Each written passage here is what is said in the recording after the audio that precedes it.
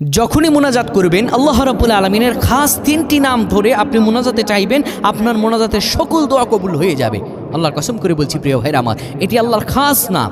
আল্লাহ তাআলা এই খাস নামটি ধরে আপনি মোনাজাতে যদি এই তিনটি নাম উচ্চারণ করে আল্লাহর কাছে চাইতে পারেন, আপনার মোনাজাতের সকল দোয়া কবুল হয়ে যাবে। আপনার ব্যবসা বাণিজ্য উন্নতি হবে, আপনার স্ত্রী বাধ্যগত হবে, সন্তান বাধ্যগত হবে, পরিবারে শান্তি বিরাজ করবে এবং আল্লাহ রাব্বুল আলামিন আপনার রিজিকের দ্বার উন্মোচন করে দেবেন।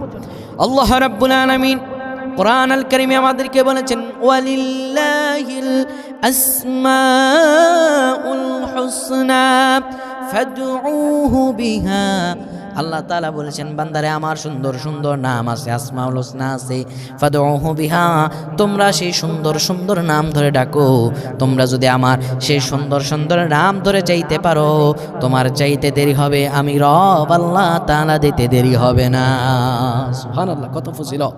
আপনি যখন মুনাজাত করবেন, প্রথমে আল্লাহ তাআলার প্রশংসা করবেন, এরপরে তিনটি নাম পড়বেন, ইয়া হাইয়্যু ইয়া কাইয়্যুম, তারপরে দুরূদ শরীফ পড়বেন, ইয়া হাইয়্যু ইয়া কাইয়্যুম পরে দুরূদ শরীফ পড়বেন। আমার আল্লাহর কাছে এইভাবে যদি মুনাজাত করেন, আপনার সব দোয়াগুলো আমার আল্লাহ কবুল করে নেবেন। আল্লাহুম্মা আমিন।